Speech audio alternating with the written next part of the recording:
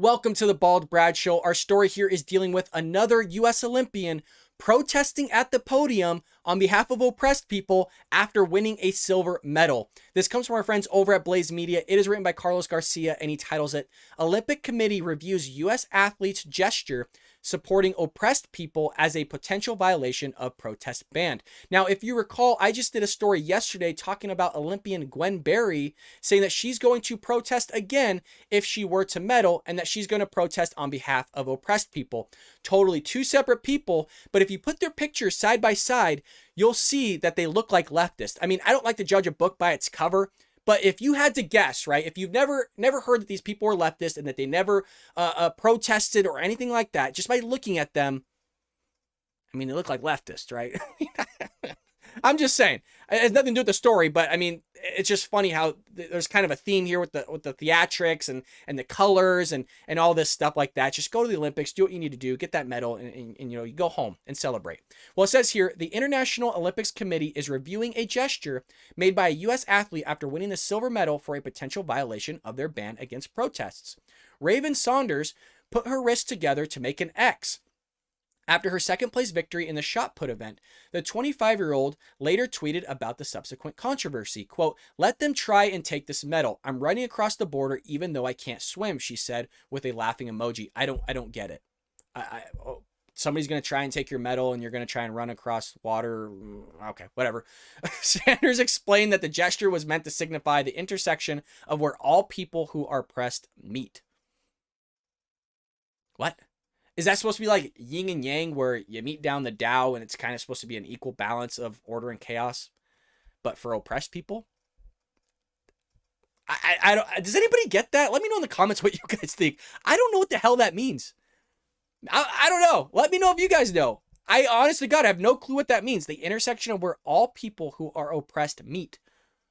What would they be meeting for? I don't know. I'm gonna move on. I have no clue what the hell she means by that. I don't think anybody does. Everybody just sees her being a knucklehead, putting an X up like she's freaking one of those guys from WWF. On Monday, IOC spokesperson Mark Adams told reporters at a media briefing that the committee is investigating whether the gesture is a violation of their protest ban and considering taking additional steps. Quote, "We are not surprisingly, we are looking into the matter," said Adams. "I think we need to fully understand what's going on and then take a decision from there," he added. Adams said that the committee tried to allow athletes their free speech right, but wanted to preserve the field of play from political speech that might interfere with the competition. The United States Olympic and Paralympic Committee issued a statement defending Saunders' gesture as being allowed under the Olympic rules. Well, no wonder they're going to sit there and support her for this, because they're on that side. They're on the leftist side. These are the same people, folks, that wanted to reformat and redesign the American flag. Do you remember that story with Sean Hannity talking about that? These are the same people. So it's no shock that they're on board with all of this. It's no shock that they believe that there's actual people in America that are being oppressed by somebody, which is odd to me. Let's get into that whole detail right now. Who are the people that are oppressed here? Do you notice that whenever the left talk about this stuff, systemic racism, there's oppressed people out there, they never name names. Do you notice that? They never actually, here's a person of this person's picture. Here's their name. This is what they're oppressed about, and this is the person or people that are oppressing them, and here's the evidence to prove it. You notice they never do that?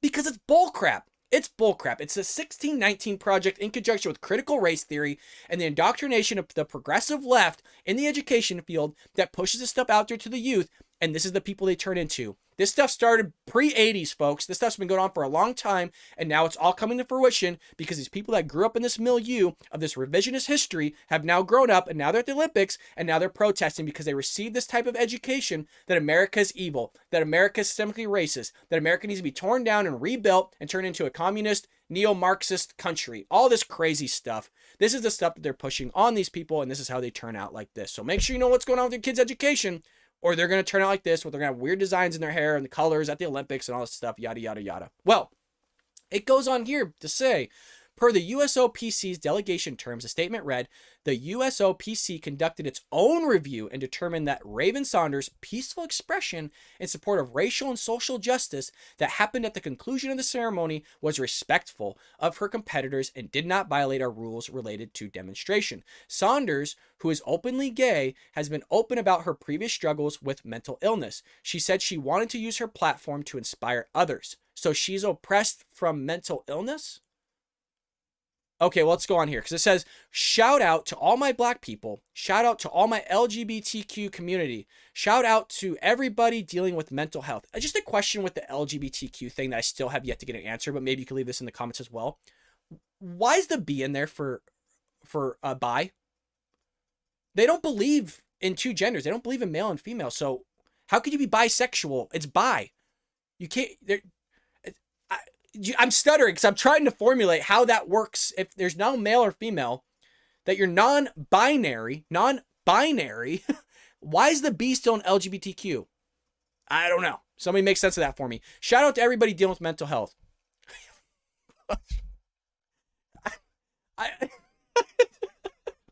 I'm sorry. It's just like somebody that's like dealing with like some serious like suicidal things. Shout out to everybody dealing with suicide. It's like, why would you do that? Why would you say that? I don't know. I just think it's weird. Because at the end of the day, Saunders added, we understand that it's bigger than us and it's bigger than the powers that be. It's just saying a lot of things that, to me, honest to God, they're not making sense. You put your X up and say that people are meeting at some sort of intersection here, but I don't know why you're meeting. You're saying it's about oppressed people, but I don't know why an X represents oppressed people. You're saying what's up to the LGBTQ community, but I don't know why you have a B in the LGBTQ if you don't think there's two genders. You're talking about shout out to mental health. I don't know what you're struggling with in regards to mental health because people equate stress to mental health. Are you dealing with suicidal thoughts? Because that's scary. I want you to seek help. Are you dealing with just depression? Because you need to seek help for that too. Like, you're just labeling mental health, but nobody knows what the mental health issue is. I would like for you, if you have mental health, to seek help, but not like, woo, like to my groupies in mental health. I don't know if people want to be a part of that group. I would imagine not. I don't necessarily struggle with mental health, but I don't necessarily think it's cool to be a groupie of that. But all right. I mean, this whole thing is just crazy to me. And like I said yesterday, it's stupid. All this is stupid. All this shenanigans is nuts. Well, what is this all leading to, folks? Because I'm not watching the Olympics. I know a lot of you have commented saying, I'm not watching the Olympics. It's all political now. These people, these idiots are protesting, saying they're oppressed and other people are oppressed, but yet they're at the Olympics.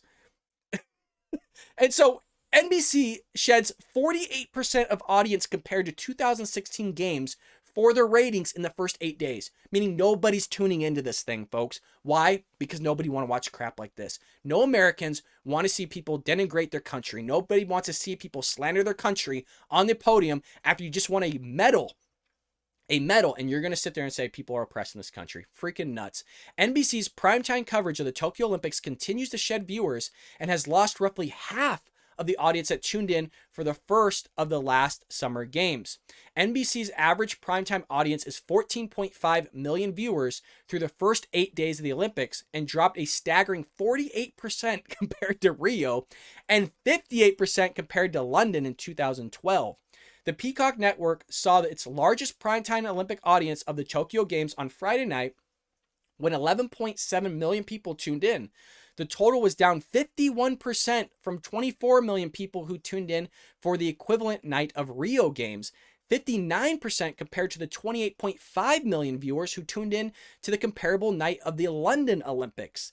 NBC's decline among younger viewers are even more drastic, with 67% drop from people ages 12 to 17, 63% drop for adults from 18 to 34, so that's where I'm in that age gap, compared to the Rio Games. The opening ceremony, delayed a year because of the COVID-19 pandemic, drew 16.7 million viewers for the NBC, the smallest audience for the network broadcast since 1988 Seoul Games.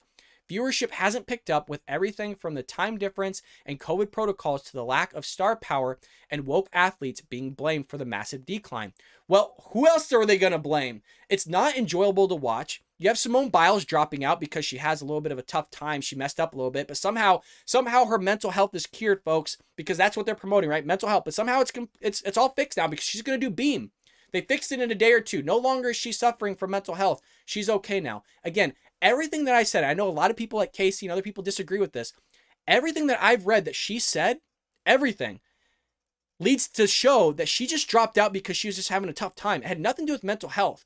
Now, here's the thing that I didn't talk about on that episode is a lot of times nowadays, if you have any sort of stress, it's considered mental health. You see that in the school system all the time. If a student is stressed, any inkling of stress over a test, they don't have to take it. They could reschedule it because it's considered mental health now. So it doesn't surprise me that they would classify her being stressed out and having a little bit of a toughie, a little bit of tough time on beam or vault, and going, hey, we're going to consider it mental health. No can do. Close it down, folks. All done. All said and done. Can't do it. So once the little stress goes down, once she had a little bit of rest, she's okay now and no longer mental health. It's all been cured. So there you have it, folks. Olympics is just going down the drain because of these woke activist athletes going out there and just, saying America is racist by saying that they're oppressing people in some way, shape, or form, but doesn't want to give us a list of the people that are oppressed so that we can help them and rise to the top. Because that's all we want to do is help them. I don't like racist. Nobody does. But if you're not giving us names on who's oppressed, how the hell are we going to help anybody around here? But there you have it, folks. That is all the news I have for you today. Thank you so much for always supporting the show. Leave me comments down below. Also, check out our Patreon page. Don't forget to like and subscribe. Share it with your friends and family all over social media. I hope all of you are having a lovely week, and I will see you later here on The Bald Brad Show.